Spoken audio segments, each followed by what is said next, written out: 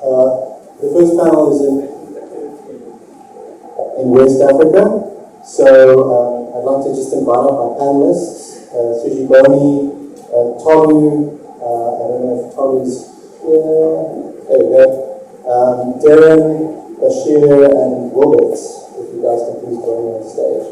And if you could all please give me a hand around the floor.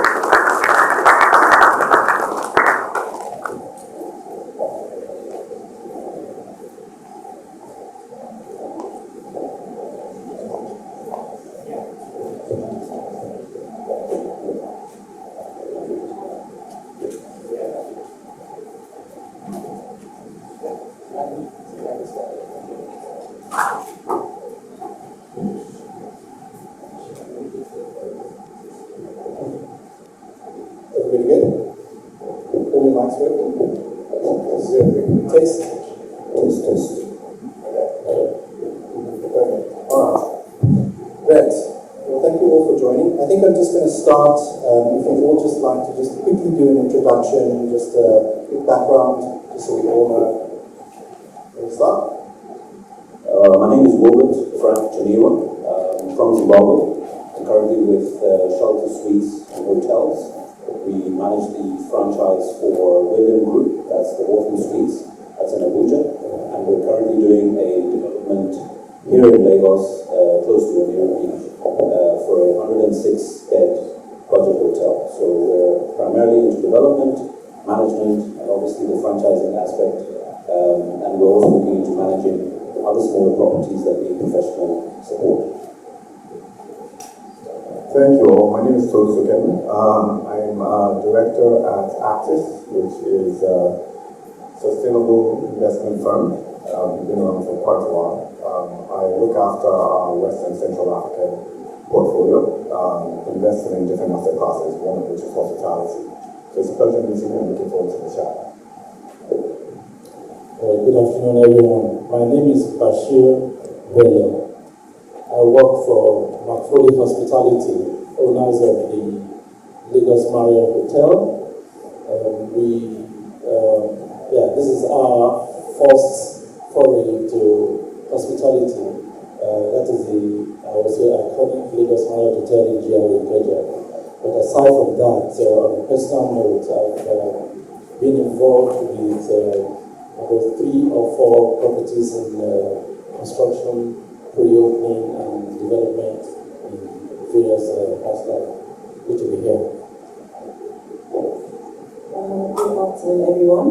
My name is Darren Nandechi. I work with Standard Bank, so Stanbic IBTC Capital. With the real estate finance team, we deal debt advisory and financing across the major asset classes, so retail, office, everything really. So nice to be in this panel. Great. Thank you, everybody. So shall we kick off? Let's get into it. Okay. So I think the first topic I just want to discuss, again, it just comes back to reflecting on sort of how far we've come, but in a broad sense, do you still see opportunity in West Africa? Where do you see opportunity, and is there still appetite for investment in hospitality assets? You want to start with you, Philip? Well, thank you for the question. I think the numbers always tell you a story. Nigeria, having the demand that it does, you can't ignore the fact that there is still opportunity within the sector, because primarily people are still traveling, people are still coming into Nigeria, and people are still traveling within Nigeria. So the opportunities probably lie in the sense that we need to be able to look at market segments that are going to work with the current pricing structure, with the way the business model is created. But the opportunities definitely, they do exist. Just to give you a point in case, we are actually currently developing a 106-bed budget hotel, which is where we saw the opportunity. I think price has become a very big factor for most of our consumers, and being able to put out a product that is not only meeting the criteria from a development perspective in terms of finishing, in terms of the staff quotient, and then being able to deliver what the market is actually looking for, and for people to pay a price that would be able to give us the right level of return. The opportunity does exist. We still believe that the 4 and 5 star markets will be very difficult to play in, because obviously from a finishing perspective, it's quite difficult to get something that is up to par. And from a 3-star perspective, with a great supply chain locally for furniture and some other aspects of the final turnkey, you would be able to create something that the market has an appetite for. So to answer your question, yes, definitely, the market is still there. There's optimism. I think it's just being able to really play in the right kind of segment and manage your costs accordingly. And just quickly, just adding on to I think your question. I mean, you're mostly looking at greenfield developments, right?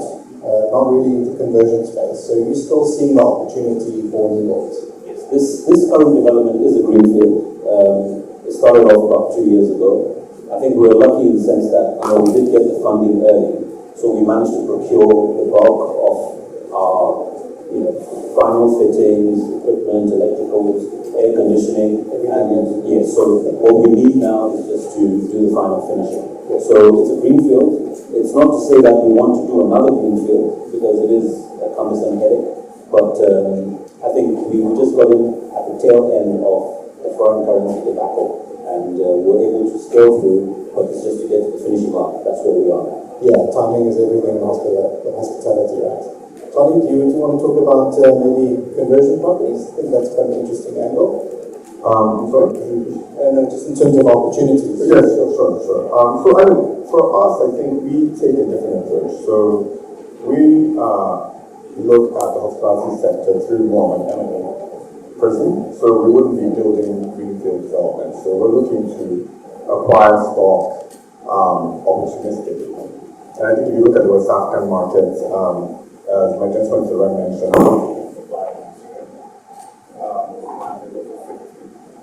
I think,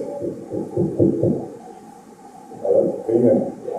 Yeah, I think for us, the areas that we think are quite interesting would be the areas that fit with our profile, which is more of a medium-term fund. And markets such as the Francophone markets are quite interesting for us, because we think that the supply-demand story there is quite positive.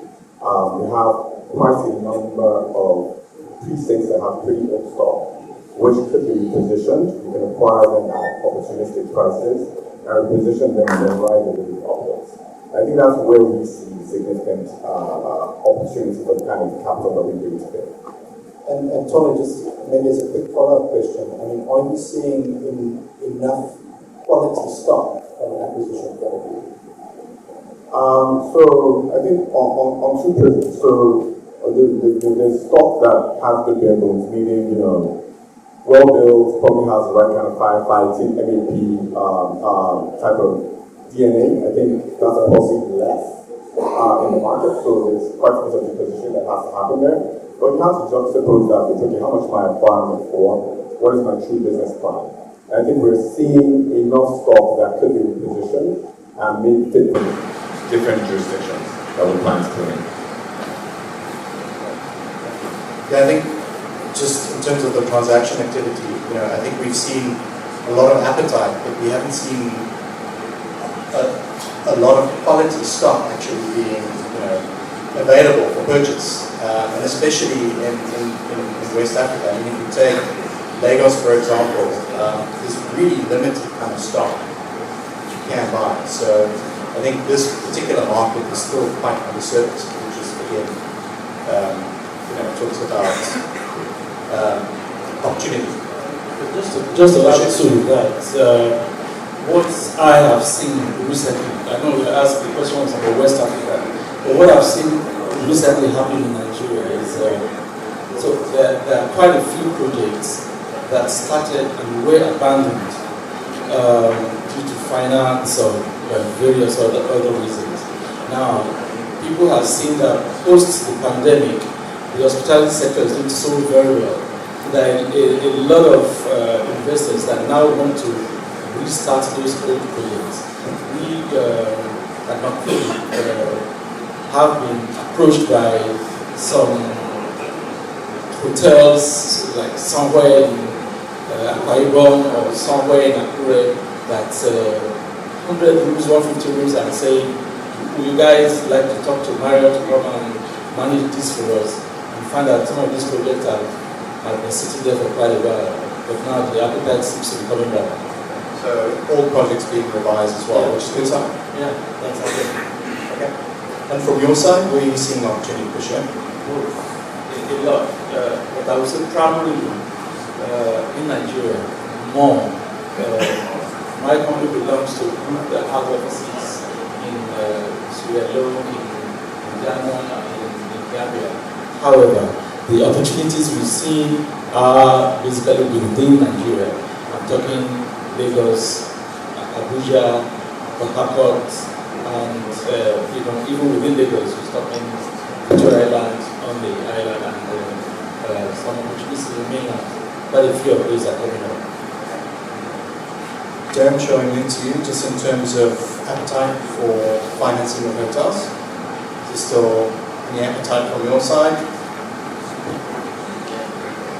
Okay, so, I mean, like you said, right, the hospitality market has been resilient. Even though it's, I mean, post-COVID, it kind of recovered to the levels that we had pre-COVID. But it's remained a very, it's remained a very critical space. I think maybe because the cash flows are unpredictable, and you have a lot of funding that has been done using more debt than equity. So I think we do have limited appetite, but it's definitely something that we're willing to look at with the right sponsors on board. So if you have a sponsor who has a great sponsor who has deep pockets, who's willing to take on market risk, who is willing to give a guarantee, for example, is something that we definitely look at given the prospects of the market. And like I said, that market risk needs to be accounted for, needs to be taken on by this sponsor. And obviously, having a proper equity cushion, so, doing more an LTV which has more equity than that would be ideal, obviously given the increase in development costs. So, yeah.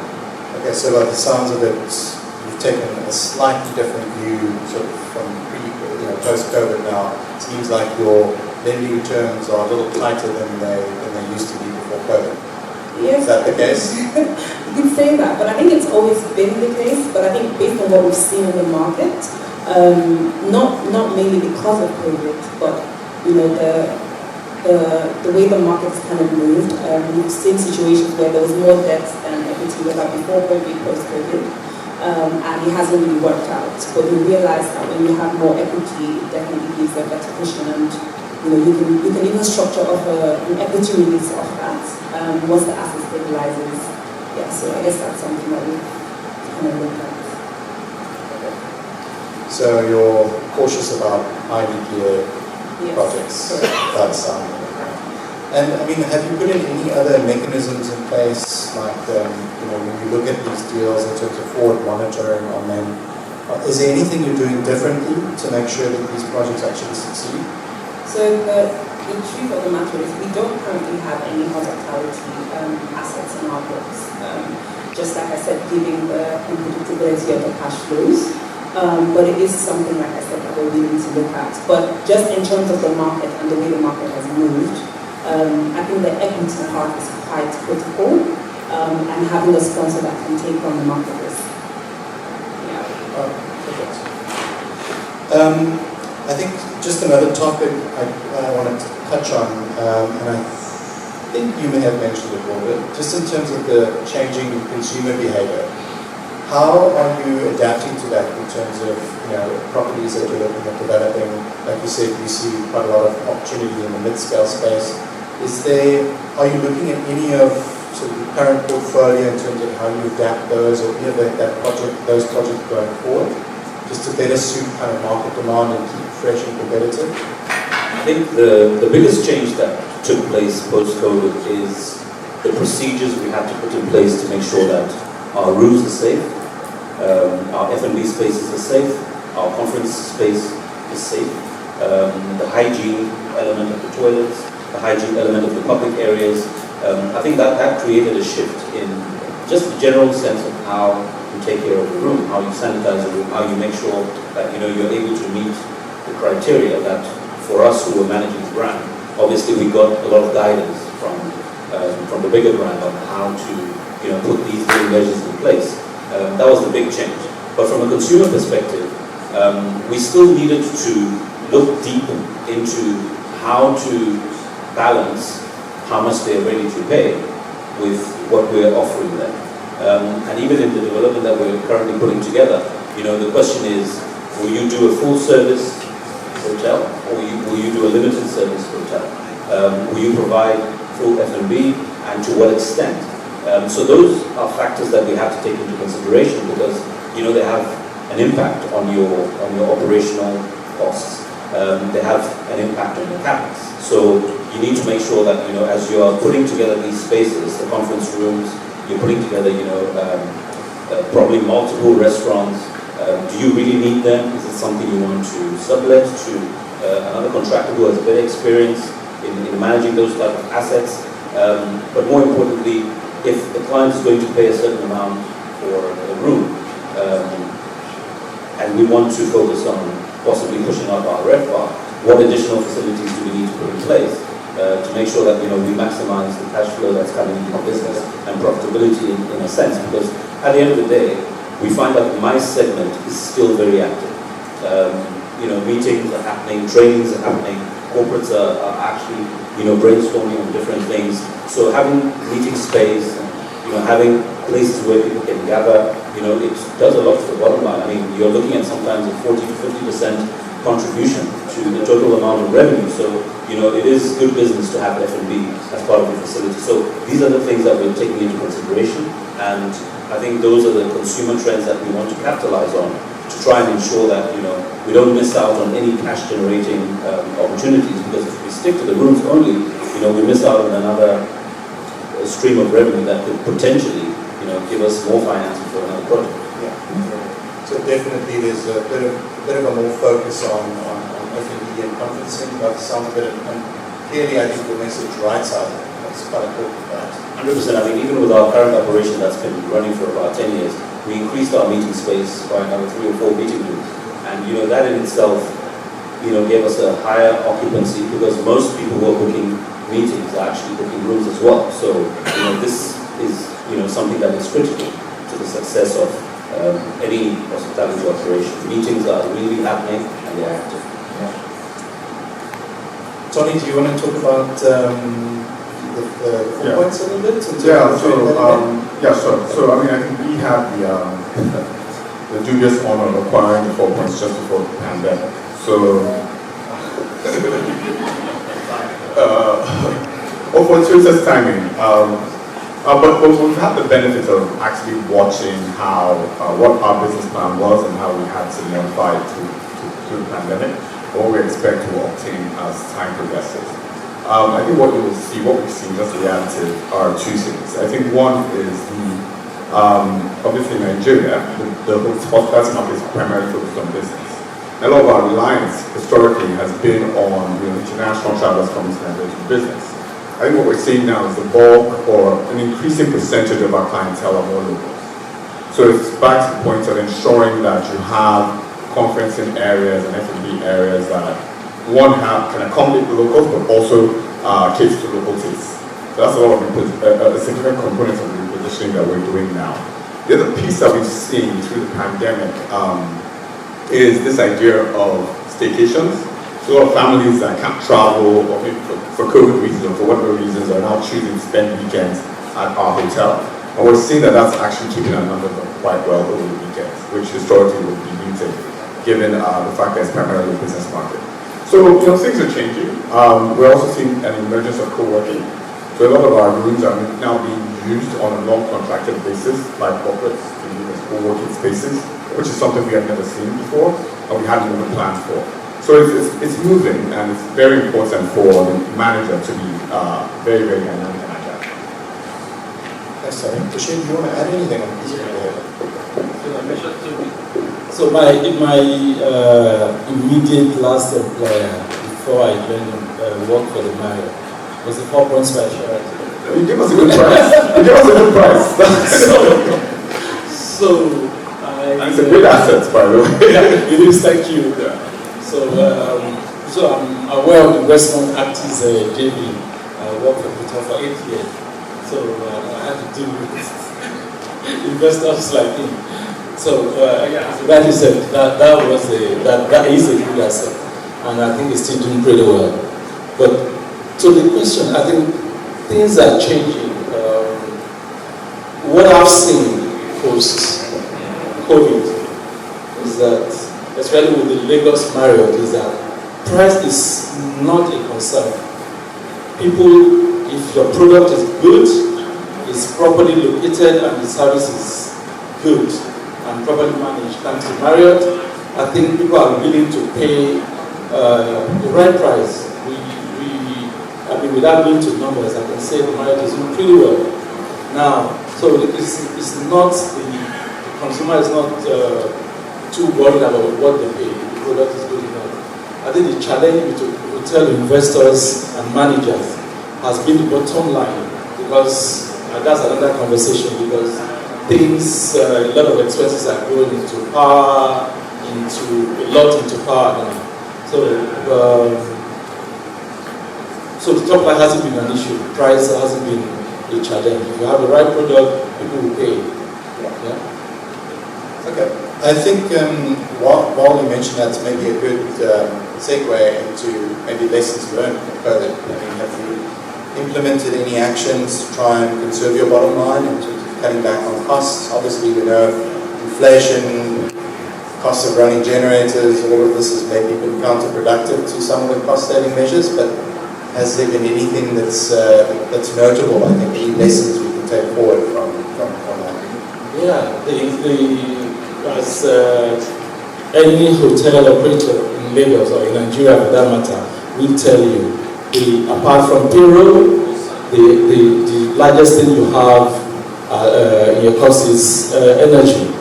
And when I say energy, I mean what you pay to NEPA and what you use to maintain your generators.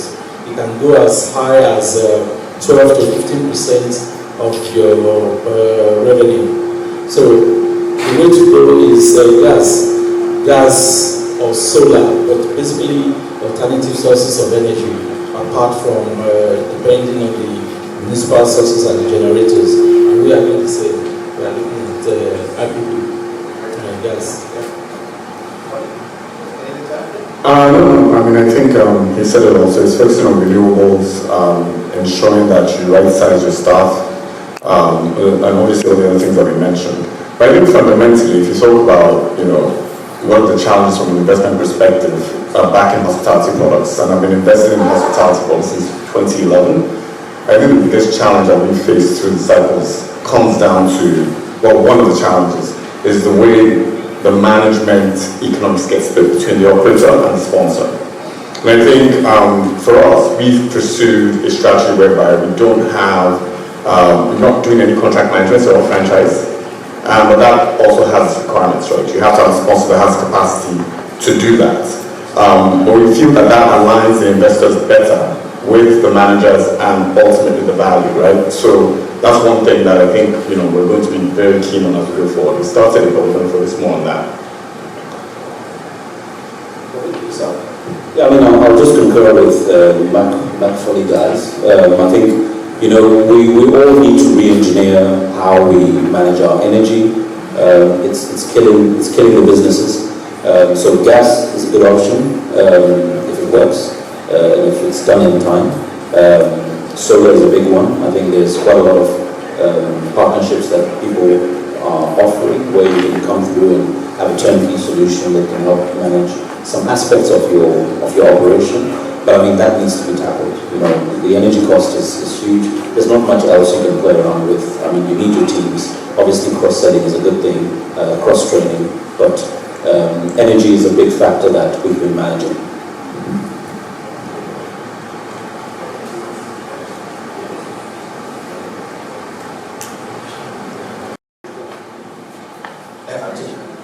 Sorry,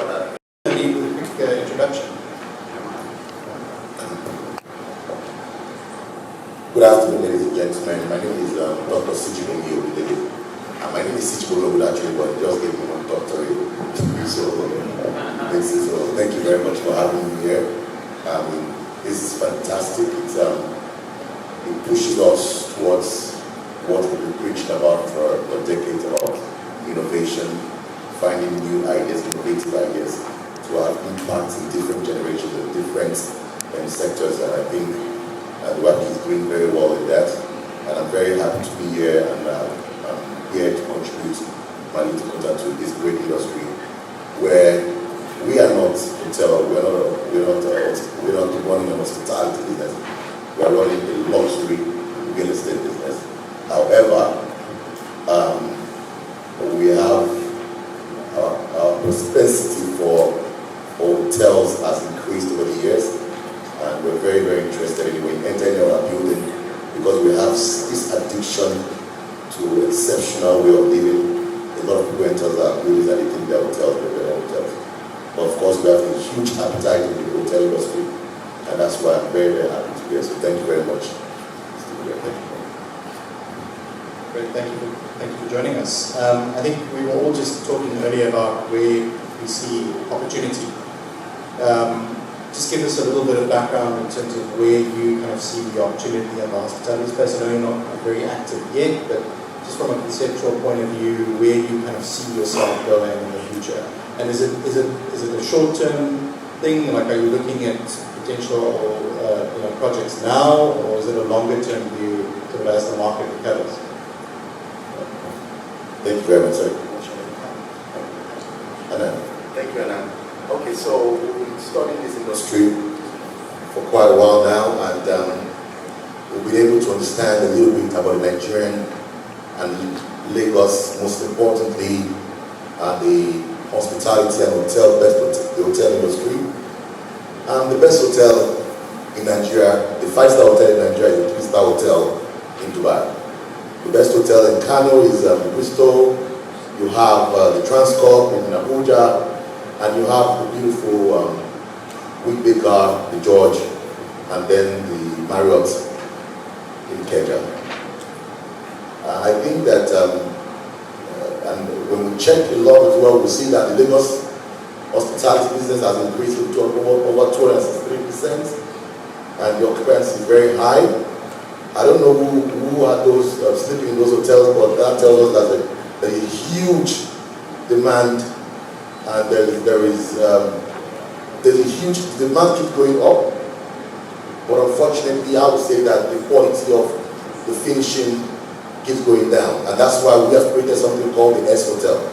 And the idea behind the S Hotel is to bring together something we learn from the Ritz, the W, with a mix of African way of hospitality and way of living.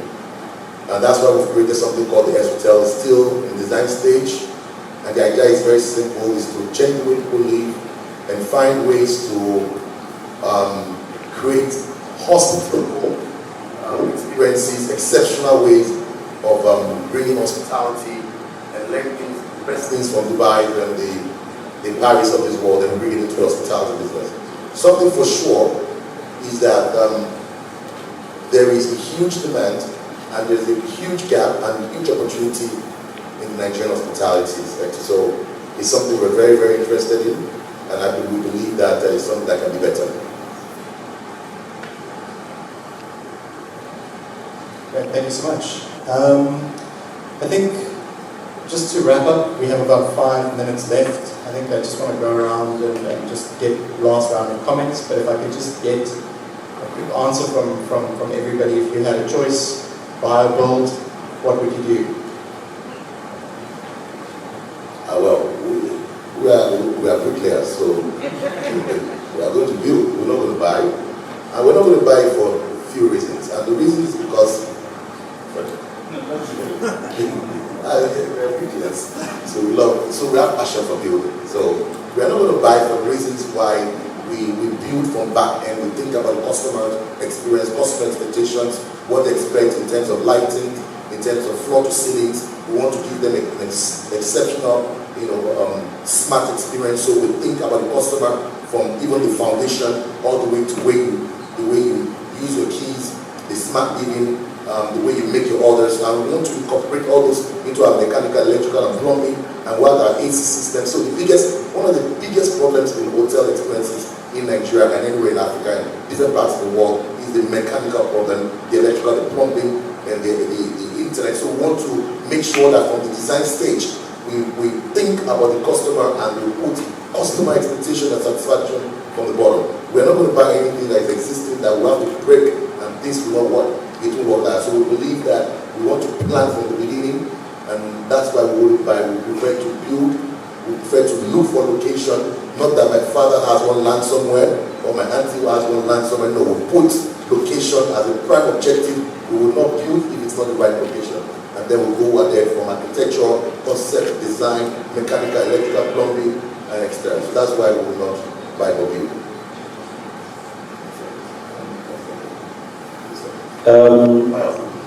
Buy or build, I would be smack in the middle.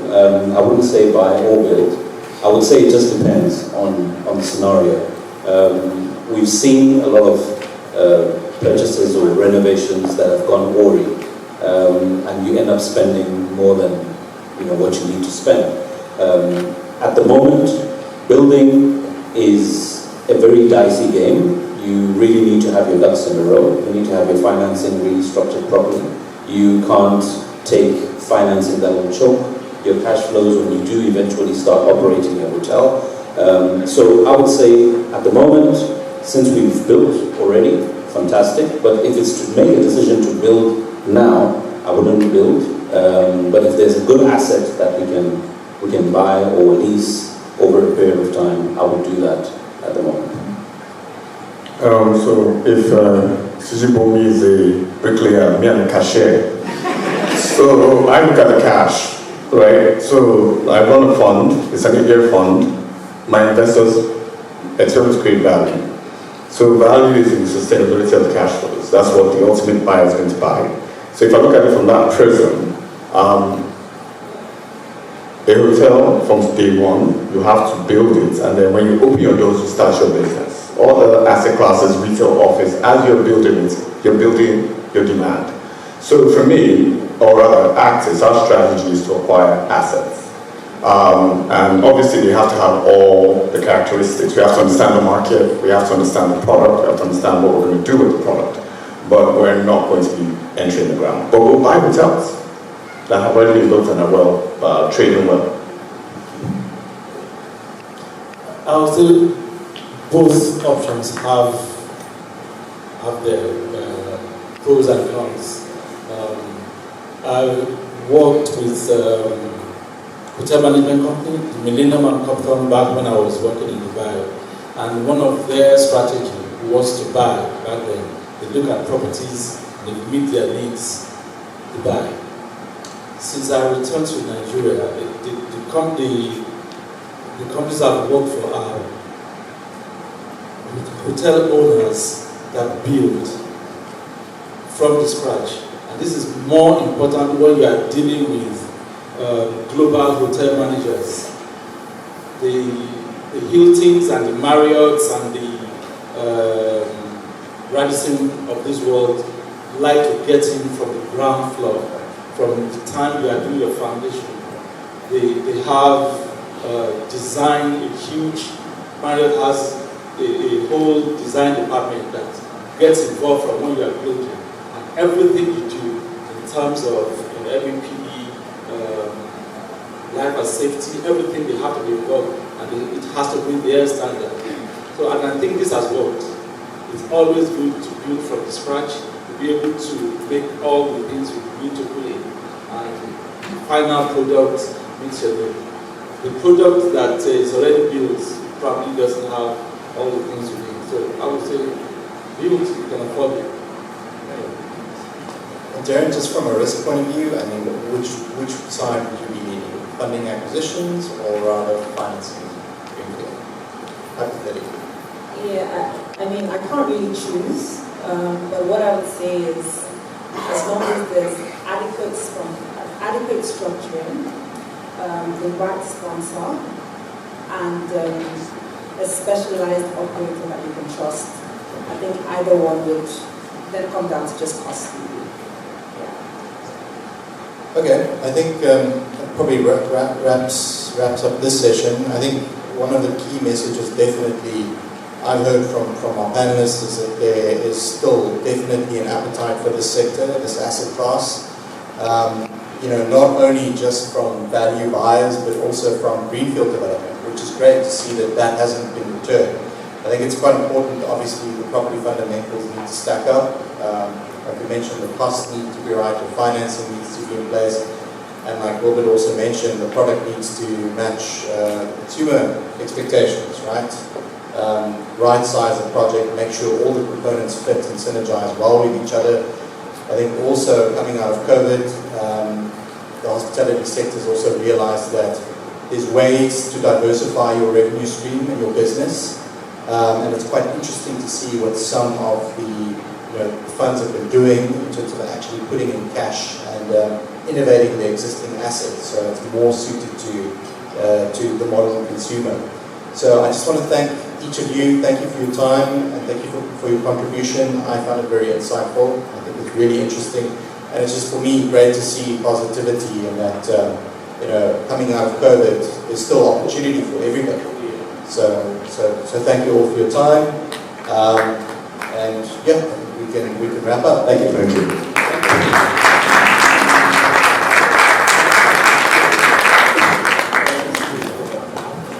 Thank you very much for that insightful panel, Alan and our panelists.